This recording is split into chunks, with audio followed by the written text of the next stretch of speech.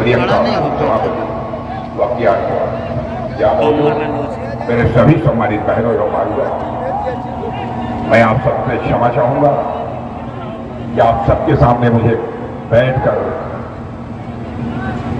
मैं बोल रहा हूं। आज तक हमारे सार्वजनिक जीवन में कभी नहीं हुआ है, लेकिन मजबूरी है। आज के 10-15 दिन पहले आंध्र प्रदेश में चोट लग जाने के कारण सभा के बाद मंच से उतरते शायद पैर में चोट आ गई, लेकिन मैं लगातार सारे देश भर में चुनावी अभियान में लगा हुआ था। डॉक्टर्स का सलाह थी कि आराम कीजिए, लेकिन फुर्सत नहीं दे पाई। चुनाव के बाद ही जो होना होगा। आप सबने बहुत ही गर्मजोशी के साथ स्वागत किया है, फूलों की हार पहनाकर आपने स्वागत किया है, तालियां बजाकर स्वागत किया है और साथ ही साथ मुकुट भी पहनाकर आपने स्वागत किया है। मेरे भाइयों, भारत की परंपरा है और शिष्टाचार का तकाजा है। स्वागत, अभिनंदन और सलाम दुआ कभी एक तरफा नहीं होना चाहिए। इसलिए मैं भी अपनी तरफ से शीश झुकाकर आप सभी बहनों भाइयों का हार्दिक अभिनंदन करता हूं। आप सभी का मैं स्वागत करता हूं। जिंदाबाद जिंदाबाद। पवन कुमार ने भारी भरकम चांदी का मुकुट पहनाकर, चांदी का ही था, सोने का था, कोटेड सोना चांदी का मुकुट पहनाकर उन्होंने मेरा स्वागत किया है। मैं पवन कुमार को आशीर्वाद देता हूं उनके इस स्नेह के लिए। लेकिन मैं यह मुकुट पवन कुमार के हवाले करता हूं और इस विश्वास के साथ हवाले करता हूं, किसी गरीब परिवार की कोई बेटी शादी होने के बाद यदि घर से विदा हो रही हो और उसके पांवों में शादी की भी पायल न हो, इस मुकुट को तोड़कर उसके लिए शादी की पायल बनवा देना, इसलिए मैं आपके हवाले करता हूं। रवि बाबू का जहां तक प्रश्न है बहनों भाइयों, हम लोगों के बड़े पुराने रिश्ते, घर की मुर्गी साग बराबर। आपको लगता होगा कि रविशंकर प्रसाद जी तो घर के हैं, अगल के हैं, बगल के हैं, घर के आपके थे, आपके हैं और आपके रहेंगे। लेकिन बहनों भाइयों, जब देश का कोई बड़ा मुद्दा ऐसा सामने आता है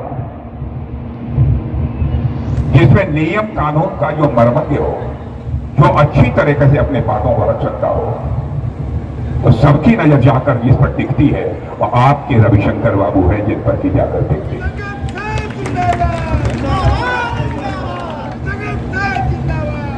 राम मंदिर के निर्माण में अदालत में जो जिस प्रकार की प्रभावी भूमिका निभाई है, लखनऊ में ही वह बात हो रही है।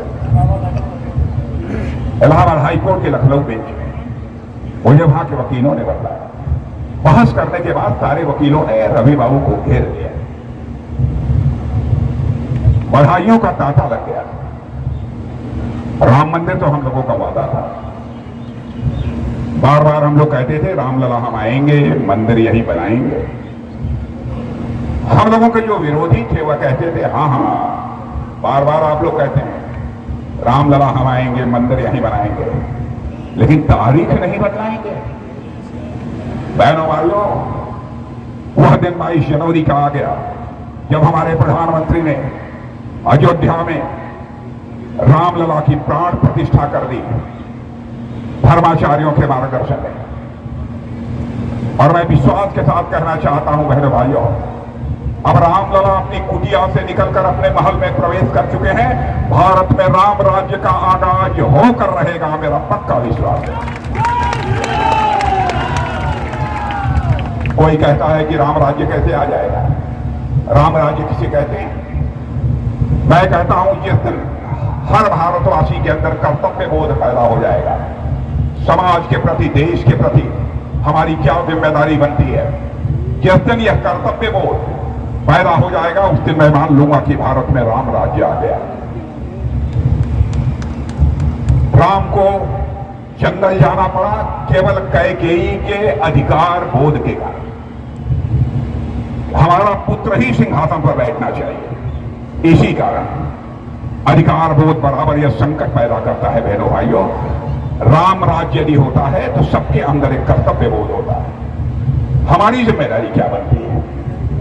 आपने देखा होगा कि हमारे प्रधानमंत्री के आने के बाद कई मामलों में इस देशवासियों में एक जागरूकता पैदा हुई। पहले आपने रेलवे स्टेशन पर देखा होगा, चलते हुए लोग पान खाते हुए रेलवे स्टेशन पर थूक दिया करते थे। यानी कोई पेपर ऐसा है जिसकी कोई उपयोगिता नहीं है तो पेपर फाड़ के लोग फेंक देते थे, गंदगी रहती थी। लेकिन स्वच्छता को लेकर सारे देश में जो जागरूकता पैदा करने का काम हमारे प्रधानमंत्री ने किया है वह करिश्माई काम है। आज लोग रेलवे स्टेशन पर अथवा एयरपोर्ट पर कुछ फेंकने में एक बार संकोच करते हैं। अब बिहार की क्या हाल है मैं नहीं जानता, लेकिन मैं मानता हूं बिहार में भी ठोकते तो जरूर होंगे, लेकिन ठोकते समय जरूर देखते होंगे स्टेशन पर हमको नहीं थूकना चाहिए, जो थूकने की जगह है वहीं हमको थूकना चाहिए। एक जागरूकता लोगों के अंदर पैदा हुई, इसी को कहते हैं कर्तव्य बोध। हर मामले में इस प्रकार की जागरूकता पैदा होगी, वो दिन मान लीजिएगा कि राम राज्य आ गया। बहनों भाइयों, इस हिंदुस्तान की सबसे विश्वसनीय राजनीतिक पार्टी यदि कोई है तो वह भारतीय जनता पार्टी।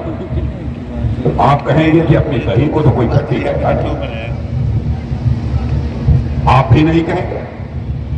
हमारे यहां कोई व्यक्ति झूठ बोल सकता है पार्टी का, लेकिन पार्टी का जहां तक प्रश्न है मैं दावे के साथ कह सकता हूं जो हम कहते हैं वह करते हैं। हमारे कथनी और करनी में अंतर नहीं होता है, हमारे कृति और कथन में कोई अंतर नहीं। 1951 में हम लोगों ने कहा था कि जिस दिन हमारी सरकार बनेगी संसद के दोनों सदनों में हमको स्पष्ट बहुमत मिल जाएगा। डंके की चोट पर धारा 370 जिसके तहत जम्मू कश्मीर को विशेषाधिकार प्राप्त है, हम उसे समाप्त करेंगे और करके दिखा दिया हम लोगों ने। राम मंदिर का वादा किया था,